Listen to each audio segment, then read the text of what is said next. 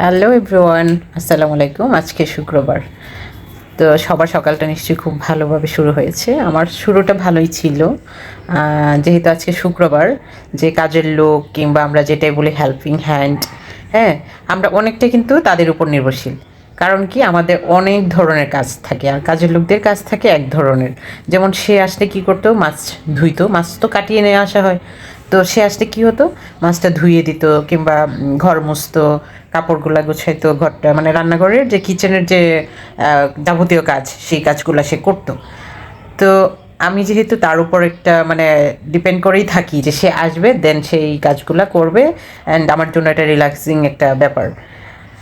তো তারা কি করে, যারা সরকারি চাকরি করে তারা তো হচ্ছে অফিস বস কিংবা তার যে যে যার আন্ডারে কিংবা যেখান থেকে তাদের ছুটি নিতে হয় সেই বরাবর তাদের একটা অ্যাপ্লিকেশান বা একটা লিখিত দিতে হয়।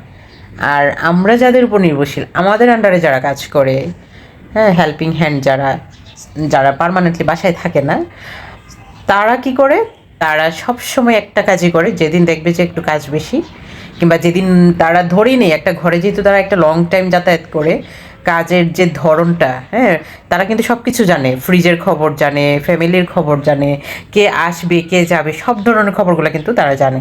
এবং সেই অনুযায়ী তারা কাজ করে, তারা বিভিন্ন টেকনিক ইউজ করে।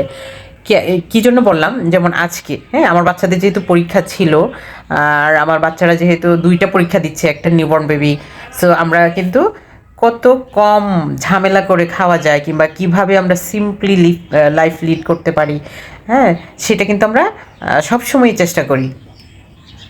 যেমন বাচ্চাদেরকে কিভাবে খুব সহজে তাদেরকে পছন্দনীয় খাবারগুলো দিতে পারি। আমরা না হয় একটু কম আয়োজন করলাম, তাতে তো প্রবলেম হয় না। আর এই যে আমার হেল্পিং হ্যান্ড, সে কিন্তু জানে যে একটা লং টাইম ধরে আমরা বিগত 15 দিন ধরে আমরা কিন্তু কোনো রকমভাবে আমরা আমাদের ডায়েটটা প্রিপেয়ার করি কিংবা আমরা চালিয়ে নিচ্ছি। এরকম বাচ্চাদের এক্সাম, ছোটো বাবু, হ্যাঁ, সব কিছু মিলে আমরা একটা সিম্পল একটা খাবার দাবার মেনু মেনটেন করে আসছি।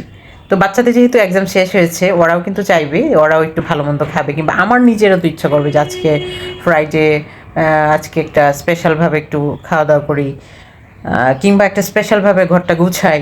সব কিছুই তো নির্ভর করছে কি ওদের উপরে। সো দেখেন, আজকেই কিন্তু সে জানে যে আজকে তাদের ঘরে একটু কাজ টাজ হবে, হ্যাঁ, আজকে যেহেতু রিল্যাক্স আছে আপু, সো আজকে একটু মিস দিই। কিন্তু সেটা যদি আমাকে আগে বলতো, আমি আমার হাজব্যান্ডকে বলতাম যে ঠিক আছে যাও, আজকে আর মাছ টাছ নিয়ে এসো না, আজকেও চালাই দিই, বাইরে খাই কিংবা এনিহাও আমরা ম্যানেজ করতাম। তো এই হলো আমার অবস্থা আর কি, যখন কাজের মানুষ না থাকে। পার্মানেন্ট মানুষ থাকলেও হয় কি, ওদেরও একটা ঝামেলা আছে। আর যারা বাইরে থেকে আসে, ছোটা কাজের লোক যেটাকে বলে, ওরা থাকলেও কিন্তু একটা আপনার পেইন আছেই। সো নিজের কাজ নিজেরই করতে হয়, হ্যাঁ, ভালো মানে ভালো ঝামেলার কাজগুলা সেগুলো কিন্তু আপনার নিজেরটা নিজেরই করতে হয়, হ্যাঁ। আর ওদের উপর ডিপেন্ডেন্ট থেকে, মানে ফুললি ডিপেন্ডেন্ট হয়ে গেলে ওদের উপরে, ওরা আপনাকে একেবারে নাকানি চুপানি খাওয়াইয়া ছেড়ে দিবে। হ্যাঁ, আমি কিন্তু এরকম না। আমি যাই হোক, যত যাই হোক, আমি কিন্তু ও আসবে না কালকে, আমি তাকে কিচ্ছু বলবো না।